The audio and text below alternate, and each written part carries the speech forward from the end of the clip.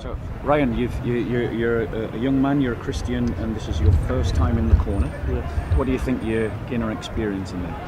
Well, I don't know. I obviously watch Soco films on YouTube. Yeah. Obviously, I like how you speak and how you stand up for the Christian faith, innit? I just wanted to see it in person. Yeah. Oh well, that's very kind of you. Yeah.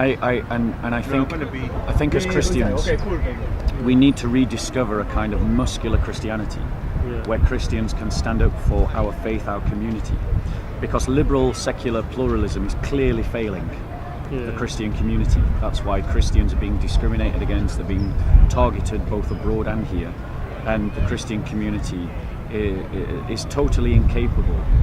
And the leaders of the church, the bishops, many of our pastors, they aren't able to think about political questions and about the political concerns of the Christian community in a Christian way. They borrow from the Labour Party, or they borrow from the Conservative Party, or they borrow from the Liberal Democrats. As Christians, we need to think about political questions as Christians, and that starts with and stops with me standing in solidarity with you and you standing in solidarity with me. So as you go into the park today, I just want to tell you a couple of things that you need to be aware of. Firstly, the Dawah team, which are a group of people that have been coming to this park for decades, literally decades. They look for new Christians like you who've never been to the park, and they seek to target you. They look for people like you so that they can use their arguments, and they have this script that they use week after week after week, and they target Christians like yourself in a way that to try and catch you out, basically. Because lots of Christians haven't been taught apologetics. Have you been taught apologetics in your church? So, and with greatest respect to your fellowship has not equipped you for this environment. Of course, Yeah. Now, they look for people like you and they target you. And there's two types of responses. If they think they've found someone who's lonely, vulnerable, and isolated, they'll get round you and they will, buddy pal, let's be mates, let's be friends, let's go for pizza after the park.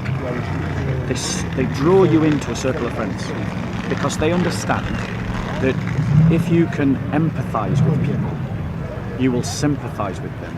And if you sympathise with people enough, you will stand in solidarity with them. And when you stand in solidarity with someone, it means that you can start to identify with them. Yeah? Guys, can you take this back a step? Yeah. So in terms of you'll clip that out. So in terms of our faith,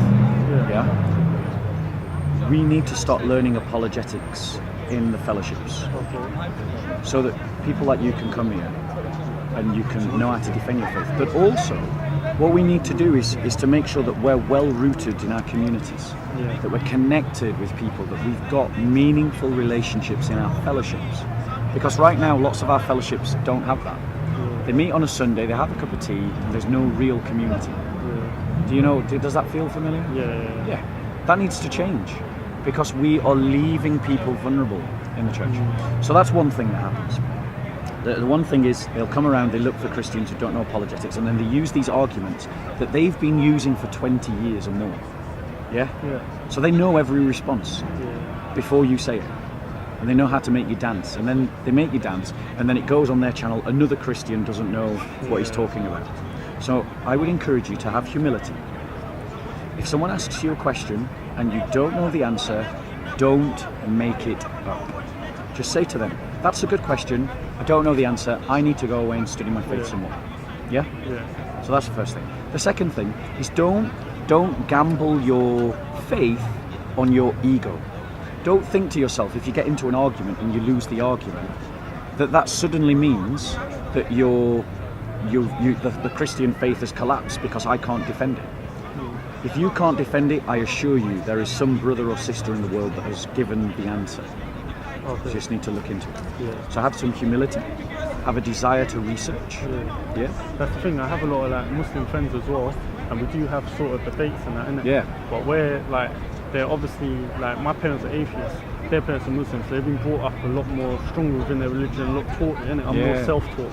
So I had to go on things like your channel, things like on YouTube, just to obviously read the Bible, just to educate myself. So a lot of them arguments with my Muslim friends were they were getting the better of me, sort of thing. Do you know something? Like I converted to Christianity because of a Muslim. Yeah. And when I first started debating about Christianity, I got trashed in every single argument I ever had. Yeah. I didn't know what I was talking about. But I was also so youthful and stupid that I didn't even know what I didn't know. Yeah. Like, I was ignorant, but I was also ignorant about my ignorance. Yeah. You know? But you will learn.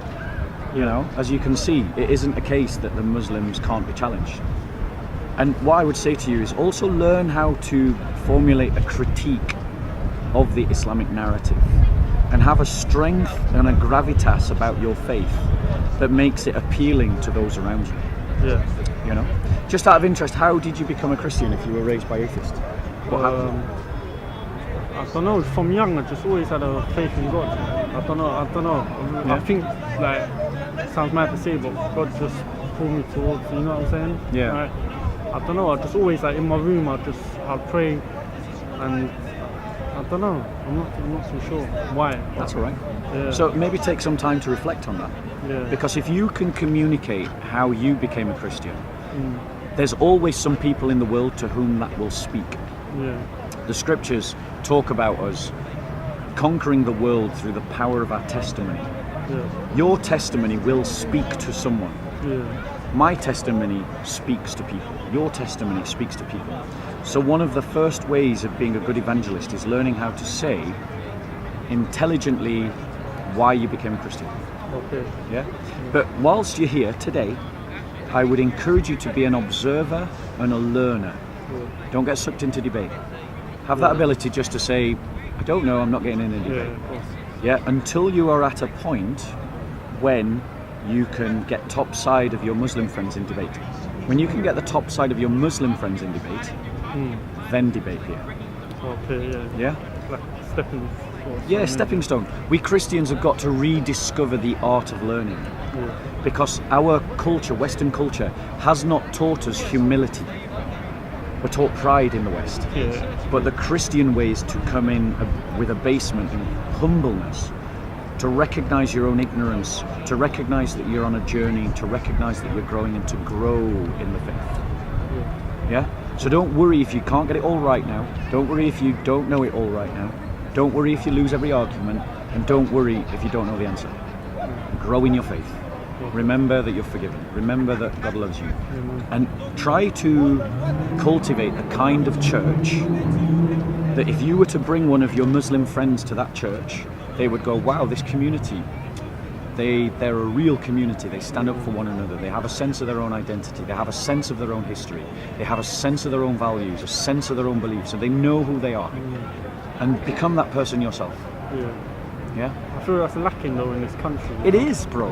It is. Yeah. Now, I've spent a lot of time thinking about this, and the reason why it's lacking is that 300 years ago, before any of us were born, there was this philosophical movement called the Enlightenment, which became politicized, militarized, and expanded upon Europe through force, through what was called the French Revolution.